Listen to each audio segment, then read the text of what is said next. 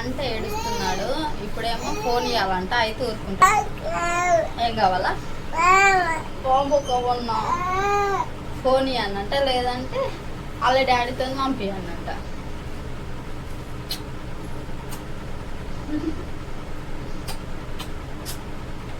బంగారు తండ్రి. చూడు ఎంత బాగా ఓమైంది. ఎవరు పోయింది? పప్పు కావాలా? ఏ బొమ్మ? ఏది జిరాఫా? అదా. పిట్టు ఇంకా లేవలేడండి. పిట్టు అయితే మంచిగా పడుకున్నాడు. Hi Pittu, good morning. మంచిగా వండుకుంటాడు. నైట్ లేట్ వండుకుంటాడు, ఇప్పుడు మంచిగా వండుకుంటాడు. పిట్టు జష్ అలిగినవా జష్ నువ్వు? ఇది సండే వ్లాగ్ అండి. నిన్న సాటర్డే అప్పుడే బట్టలు ఇట్లా ఆరేసిన బయట, అప్పుడే వర్షం స్టార్ట్ అయింది కొద్దిసేపటికి. మళ్ళీ తగ్గిన తర్వాత కొంచెం గాలిలో అయితే ఉంచి తర్వాత పడుకునేటప్పుడు ఇంట్లో అయితే వేసుకున్నా. అవి ఇప్పుడు ఆరిపోయినాయి, మడత పెట్టేసుకున్నాను. మీరు అనుకోవచ్చు డబ్బాలు అక్కడనే ఉన్నాయి, దేవుడి ఫోటోలు కూడా అక్కడనే ఉన్నాయి, దండం కూడా అక్కడనే కట్టేసుకుంది అని చెప్పేసి నేనైతే అన్నీ కొంచెం స్పేస్ ఇచ్చి అయితే వాడుతున్నా. కాకపోతే మాకు ఒకటే రూమ్ అండి, అందుకే అన్నీ దాంట్లోనే మేము అడ్జస్ట్ చేసుకోవాలి కాబట్టి తప్పదు. ఇంకా మనకి పనిచేసే వాళ్ళు ఒక్కలే కాబట్టి మనకు రెంట్ వెళ్ళాలి కాబట్టి అట్లా మనమైతే సెట్ చేసుకున్నాం అన్నమాట.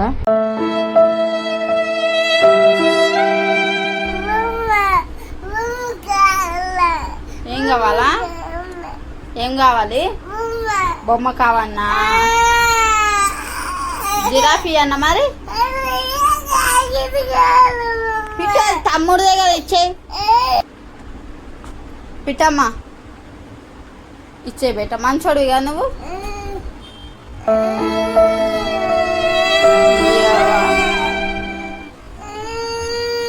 టీ ఉంది, వేడి చేసుకొని తాగేసి అప్పుడు పని స్టార్ట్ చేద్దాం.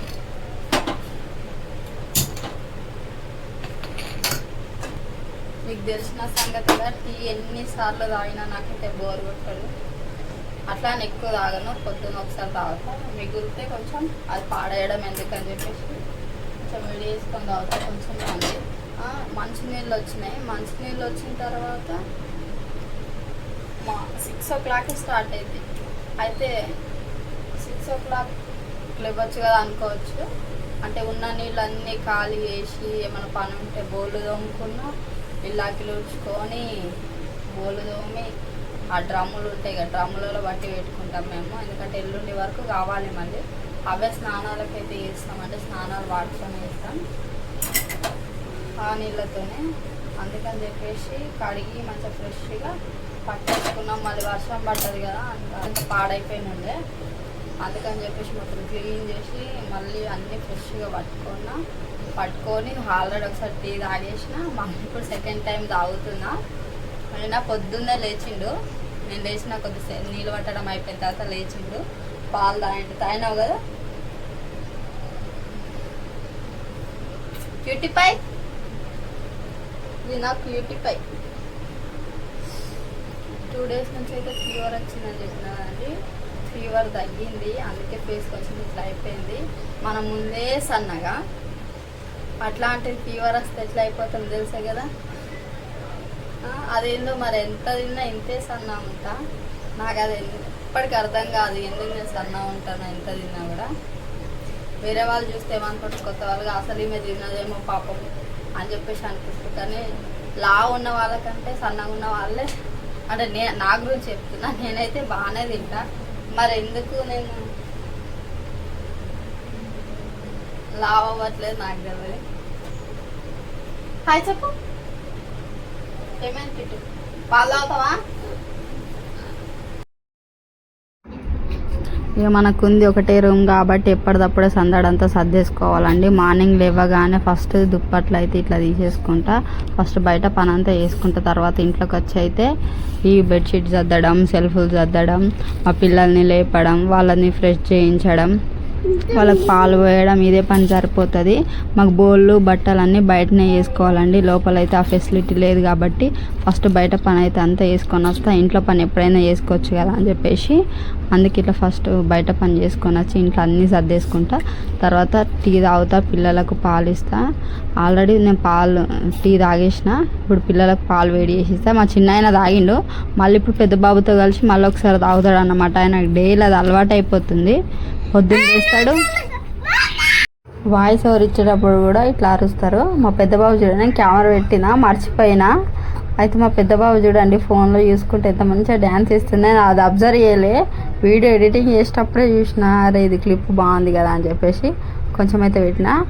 అంటే మా పక్కకు అంకుల్ ఉన్నాడు, ఆయన సాంగ్స్ పెట్టిండు, అది మ్యూజిక్ వస్తుంది, దానివల్ల నాకు కాపీరైట్ వస్తుందని చెప్పి నేను మ్యూట్లో పెట్టినా. కానీ ఆ సాంగ్స్ వినుకుంటూ ఆయన అయితే డ్యాన్స్ చేస్తున్నాడు, అందుకే వీడియో మొత్తం మ్యూట్లోకి వెళ్ళిపోయింది, మ్యూట్లో పెట్టాల్సి వచ్చింది, కాపీరైట్ పడుతుంది కాబట్టి.